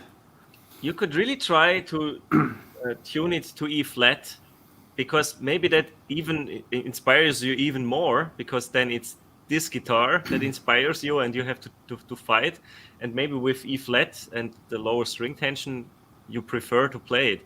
Because when I tuned it to E flat today, it felt more similar than the Gibson scale length, just because the string tension was lower when it's to E flat. And it's the Jimi Hendrix thing. It's not innovative at all, but there's a reason he did it, probably. Yeah, I'm not sure if I really want to do this again. See, why not? Fighting guitars in E standard. Yeah, fighting is also too hard of a word. I don't have to fight this guitar. It just feels not at home, and it makes me play different. It's just more a comfort zone thing. It's certainly a comfort zone thing, and everything putting you out of your comfort zone is something that improves you later on. So this is certainly something I want to have this way, in a way. It's like the thing that I did with the Tele. I played the Tele quite a bit before as well. That was the second most played guitar for quite some time after the 335. And I've put it out of my comfort zone as well, because to offer me something different, to practice something specific on it. I have mainly 11s on my guitars. I have changed that now as well. On the Tele I have 9s. So this is totally putting me in some other place there with these soft strings, and I have to... And the different wiring you're having in it. That's also a challenge. A little bit. That's something inspiring, but not really a challenge for playing it. Well, currently it is. Yeah, currently I have the Esquire wiring in it, and yeah, that one is really challenging to find something that inspires me playing, because yeah, let's get to that later on. But yeah, with the nines on it, I have to have a way softer attack on it, a strum way softer, pick way softer, and yeah, that's something I specifically practice on that guitar. Why I use that, for what I use that guitar for, and with the yeah, you said it, with the wiring, the Esquire wiring, so one pickup, only the bridge pickup. I'm mostly a neck pickup guy, as well as many probably out there, and yeah, this wiring is really challenging for me. With that only option that you have, with that position where you have this extreme muddy tone, where your tone is where you don't have a tone control, where it should mimic some kind of bass guitar. That was the idea behind that position. Yeah. And the other one where you just have a normal tone control, so it's just like you would have the Baja wiring in it. And the other one is the bridge pickup without any tone control. So that thing, full blasts, is really hard to stomach for me. It's really aggressive and has a lot of bite in it. And yeah, when I'm usually playing, I'm playing more that bluesy, soft stuff. So with not all too much gain in it. So I'll prefer a warmer sound. And with that one, I think I have to try play other styles, because yeah, with that setup, either I have to completely change the settings on my amp to play it, or yeah, I have to play something different with it. Yeah. That's still something I have to figure out, and yeah, all these things are somewhat positive. True.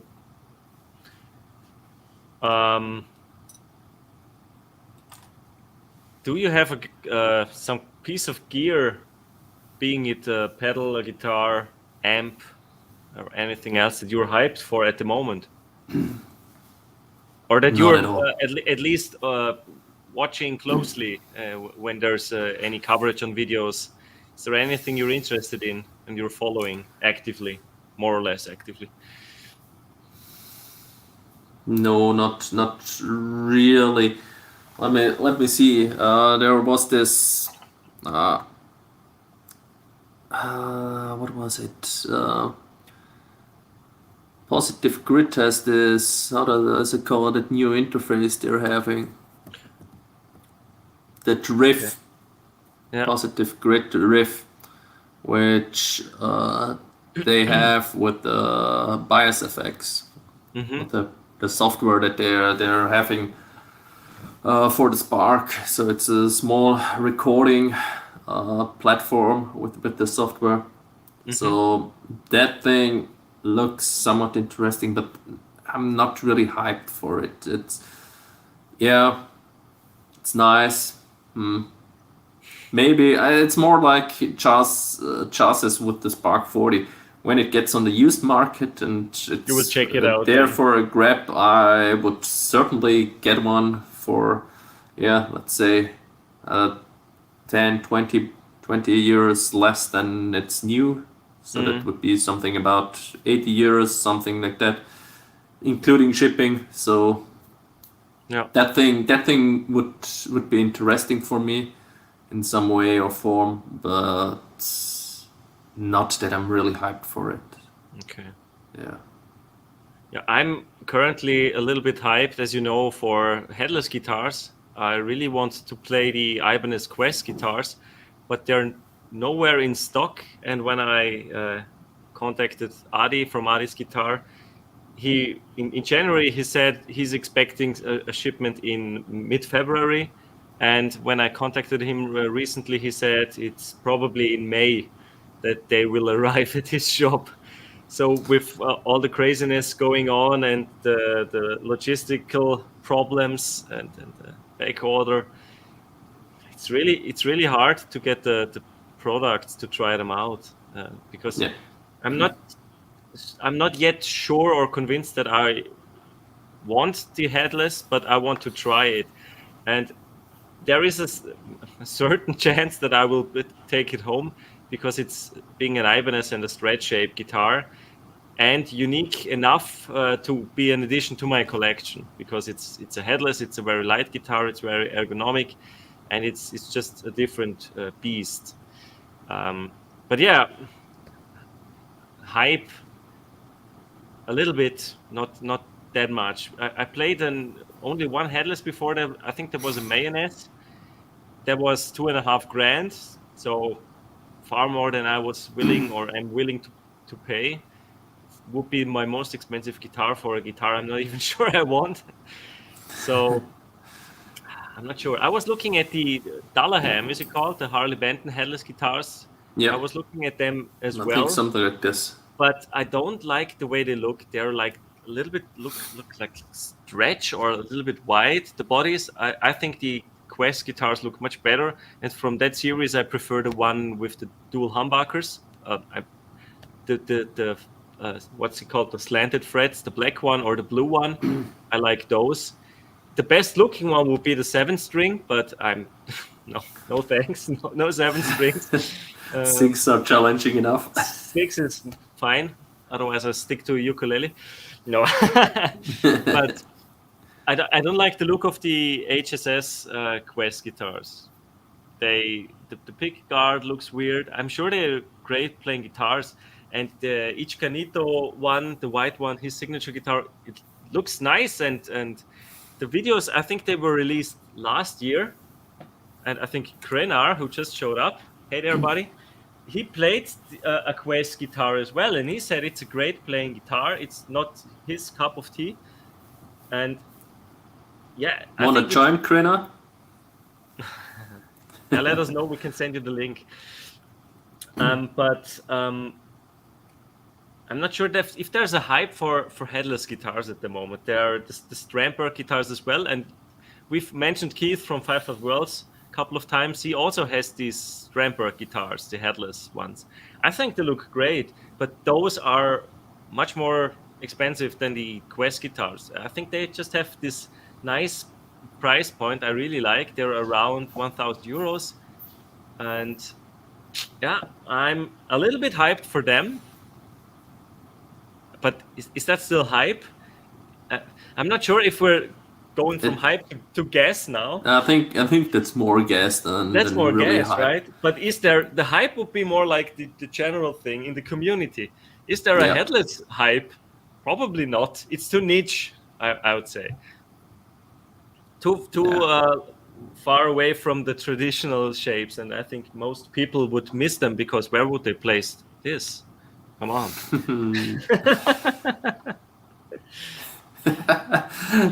If your body's guitar is resonant enough, you can place it there. True. On a different guitar. Which guitar was that? It was my PRS kit guitar. The PRS, that's resonating. The kit guitar that I've made, yeah. Crazy. Lucas was playing, and I was tuning on my guitar at the headstock tuner there, and it picked up the vibrations that were caused by him playing, and he was not playing that loud. Not really. It's just resonant. Extremely resonant. Yeah. Are you guys in the chat? Are you guys in the chat? Sorry, Martin, for interrupting. Are you guys in the chat hyped for anything at the moment, or do you think we missed a hyped product? Not familiar with them. Need to check them out. Thanks, Krenar. Did we forget a certain kind of hype? We talked about hyped amps, hyped guitars, hyped pedals. I think we covered the most bases. That does not help you with them. No, not really. Sorry, I just wanted to. But that's gas, Krenner. That's not hype. Because Bixby's been around for ages, for decades. But yeah, but maybe Charles would agree with you because he also wants a Bixby equipped guitar. Duesenberg. Yeah. Or Gretsch. No, Gretsch. It was Gretsch. Gretsch, yeah. Yeah, not Duesenberg. Yeah, he was thinking about the Les Tram 2 for his Firefly, for the 338. Yeah, the Les Trams is cool, but I'm not 100% sure if I can recommend it because I had some issues with it, setting it up and all. Yeah, tell us about the issues. You were hyped for that product and you're not anymore. Yeah, I still have it on the guitar, but when I play the Ibanez, I'm not using it all the time. It's mainly because I'm not that happy with the tuning stability. I'm not sure if that's just because of the construction of it, but I'm not sure if I want to keep it up on the guitar forever or if I go back to the stop tail on the Ibanez because it's just the tuning stability. I mean, the way it works, the way it functions, that's cool, and it's different to the tremolo bar or the how do you call it? The stick? The wiggle stick. The wiggle stick. Thanks. It feels different than the wiggle stick on Strats, and for that, it's a lot of fun with the spring. But yeah, I was so annoyed setting it up with the tuning stability, and I just couldn't get it right. And I was putting friction remover everywhere, all over the place. I built I didn't build. I bought the roller bridge, which helped a little bit, but it wasn't like the huge improvement. So yeah, I did. Let me get the guitar. And you also used the Teflon tape to secure to increase that one. See, there's the golden roller bridge. Can you see it? Yep. At least I can see it, yeah. Let's make you the solo. Yeah. That makes it easier as well. So yeah, aesthetically it looks cool and the way it works. But yeah, you mentioned the Teflon tape. I had to put it around the screws here because it was just always like this moving. It was always moving, and yeah, can't help with tuning stability if there's always moving parts, in my opinion. Krina, we've touched the road worn quite a bit in this video as well. It's out of tune horribly. Short version. I like it, but I have a love-hate relationship with it. I like it because it makes me play different and puts me out of my comfort zone. It's not that I have to fight it. I had to put quite some work into it. I think that should also be mentioned. And that's probably also interesting. I've played the Rode 150 Strat, the exact same model as the one that I'm having. Let's go to that one over here so we can see it. Just exactly the same, the one that I've ordered initially at my local shop, and he got it now in stock for sale, and I've tried that one as well, and I did have a closer look at it, and it also had the same problems mine had, interestingly enough. So for example, let me grab that one as well, maybe.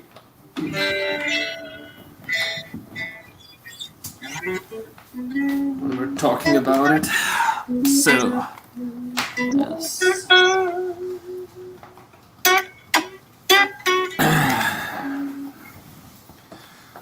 I'm soloing myself for a second. Yeah, sure. one problem that I had with the original saddles down here was that the width of them was just big enough that they were almost touching each other. The problem is almost. When I was strumming, they were rattling like hell because the vibration of one saddle was enough to make it vibrate enough so it touches on the other saddle, and that was a really loud and annoying sound when you're playing not amplified or have not headphones on it. If you had enough noise around from coming from your amp, it was no problem at all. And yeah, that's hardly ever the case when I'm playing at home, so it annoyed me a lot. And I changed the saddles over here, and that one solved that problem. Then I've changed the string tree over here because the original one did not have the spacer down here, so it was all the way down here, and it probably that's a 50s thing because why would you do that on all of these guitars? It's bent really the strings there, so they had like an edge in there from the angle was really sitting. weird, and my it was 60 doesn't have that. Really sharp. Hey, House of Twang, thanks for joining. Yeah, and that was something that I also fixed on this guitar. Yeah, the tuners, they worked fine. They were also even this time, I have to say, on that guitar in the store, they moved evenly. Again, I did not have a problem with my tuners having issues with staying in tune. It was just the feel that was extremely uneven. So I've changed them for the Clusen locking tuners. Yeah, and other than that, the checkering was not that prominent as on this guitar. This one, you can see it on the others with the close-up video. I'm not sure if I can make it show right there. There, the cracks in the finish from the nitro finish. They were not this prominent as on this guitar. It looks very bluish in this light. Yeah, it's in person. It's certainly a lot more green. It's the LED lights, green, but it looks like baby blue. Yeah, certainly does in this light. But all in all, that guitar was very similar with very similar flaws. So yeah, again, I put some work into it. I've rounded the fret ends a little more, made it a lot more comfortable to play. It's not a bad playing guitar. It's just not my comfort zone.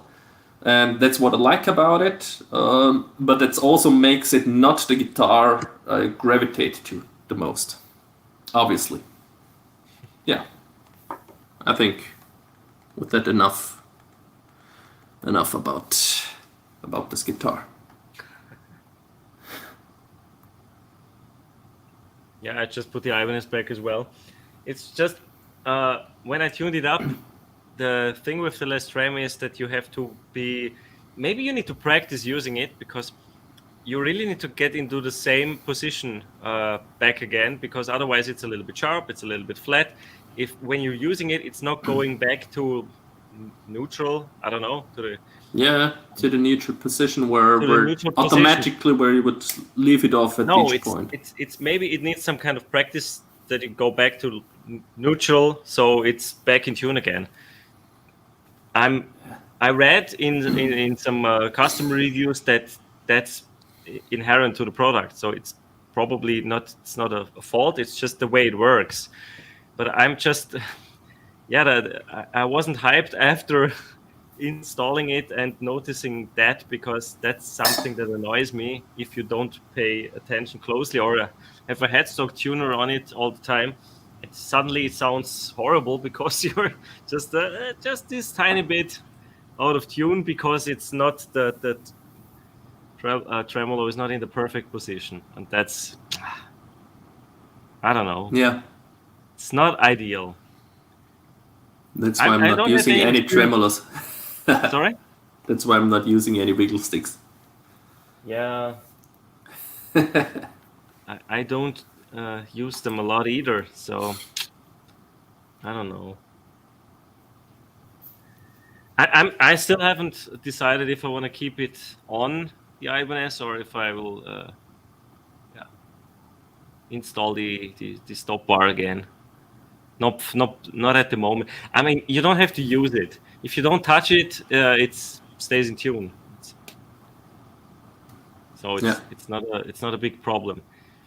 But yeah, maybe. But that's also a pro. It didn't modify the guitar permanently. I can take it off, and when I feel like putting it on again in a couple of months, I can put it on again, whatever.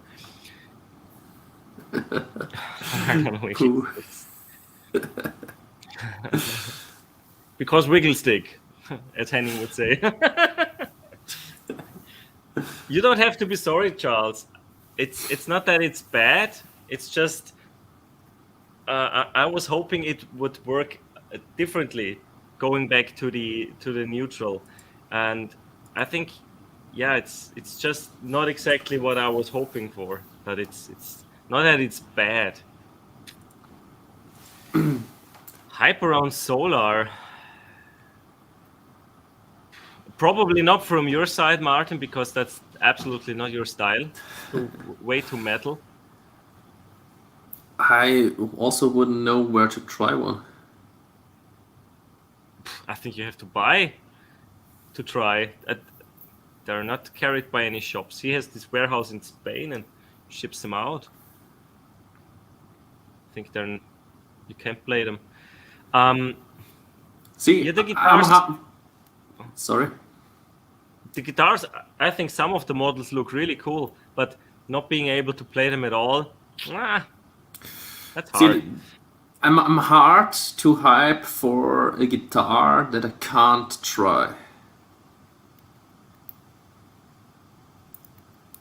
I have this thing that I want to try, pretty much any guitar, especially at some price point. Yeah, they're not cheap. Definitely not. I need either to have a good deal on it, so I'm sure I can sell it for pretty much the same price I've bought it. Or like with that one, I went in because I got a really great deal on the used market. But I also wanted to try it first. That changed then. But yeah. You played guitar. mine before, didn't you? The Road Worn. Yeah, you like the V-shaped neck, so that was the trigger. That was the trigger, yeah. Because I like the feel of the neck of yours, and I just not the neck shape. Not that much. Not that much.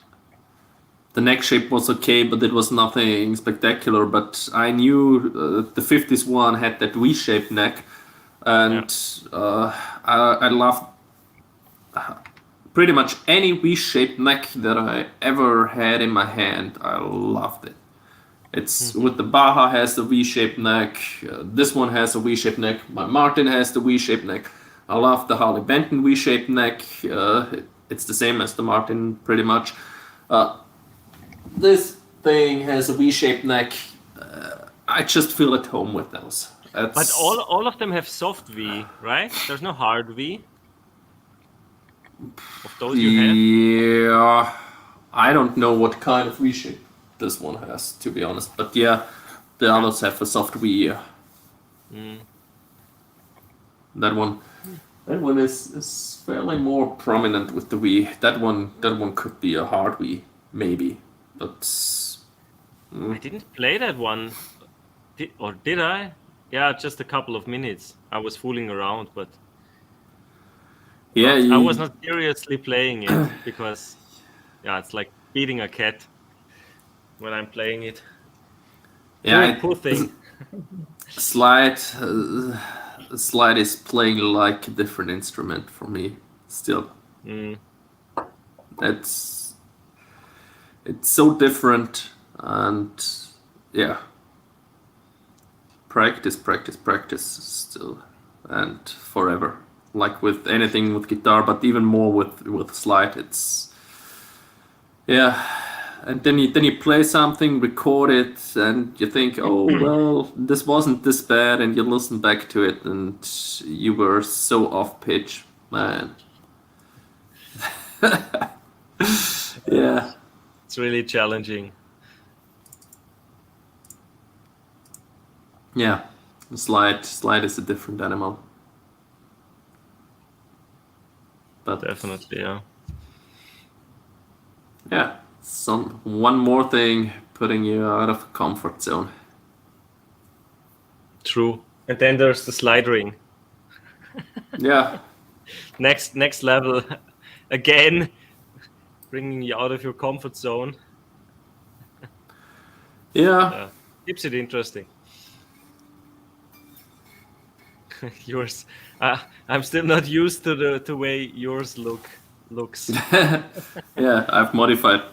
Sorry, I've modified mine, so it has less weight. For reference, this is the standard one.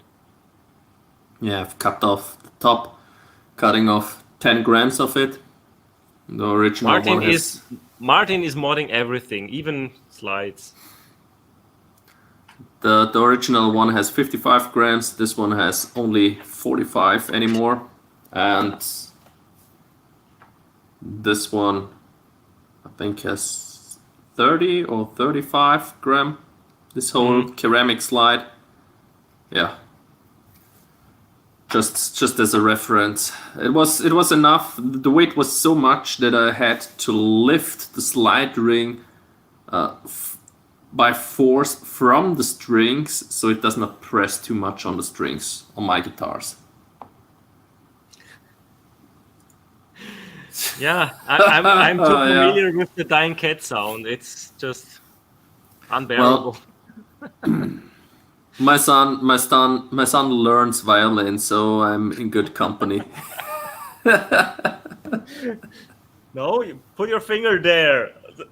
Yeah, I have to tell him this hard. also all the time. It's so when you hear it, it's oh no, that one has to go does up he a use little a bit. headstock tuner for violin? No. Because No. of course you could also put a headstock tuner on the violin someplace just to practice, so he knows he's got the right note. Maybe it would make sense. Yeah, I would have to think about it. Yeah, It's no because problem. It works. Most headstock tuners work with all kinds of instruments: bass, violin, ukulele, guitar, whatever. I've tuned his violin with the headstock tuner. Yeah. So maybe for him, I think some violins they also have the side dots to mark where the notes are. But instead of that, and for practice, you could also use it just to get. They put stickers ear. on it. They put stickers on the fretboard for practice. Yeah. Yeah. So maybe using a tuner when he's practicing, just for your ears. Protection for your ears. Saving you from sharp or flat notes. Yeah. If it would sound at least bluesy. And with violin sounding bluesy, not sure. You could use it like fiddle style for folk, of course, but bluesy? Not sure about that. I think typical blues instrument. I think he had one or two songs that were fairly bluesy. Okay. Or even, but what do I know? Violin and stuff. Well, I think. Should we wrap it up? I think we should wrap it up. Thanks everyone for coming. It was fun. It was longer than expected. I think, was that our longest live stream to date? Not sure. Let me check. I would like to give a shout out. Oh. We got in contact with a guy also from Austria who makes backing tracks and is also about to build his own studio. And he offers his backing tracks. You can play on them and use them on your YouTube videos if you're not monetized for free and just need to leave exactly, thanks Lucas. Leave a note and a link to his original backing track and to his channel underneath in the description and in the comment. And with that you can use his backing tracks. Thanks, Pooh. Tell him we sent you. Sure. Get a bonus free backing track or whatever. Whatever, and growing the community. I really enjoy playing through his backing tracks as well, and it's really let's help someone else out as well, so not only the big ones get all the views. Yeah, it makes totally sense. And I mean, making backing track, you put a lot of effort into a good backing track. So I'm sure he will appreciate the shout out. So. And Krena will be certainly there to confirm it because he's making backing tracks now as well. Yeah, takes some time to make a good backing track. I tried myself on some, not so good ones, but still some as well. So it's a lot of work. Yeah, definitely. All right, and with that, thanks for everyone who's still hanging out or is staying with us, and thanks for everyone who stopped by and was in the chat. And we hope to see you soon. We have another video, of course, next week and the week after, and the next live stream will be sometime in March. And we'll let you know, of course, beforehand. The next one is the Esquire wiring. The next video. All right, that's next Thursday. Next Thursday is the Esquire wiring tutorial, and after that one, it's your pedal demo. It's a pedal demo, right? All right. Thanks very much, everyone, for checking in, and have a great one. See you. Have a good one. Bye. Thanks. Bye-bye.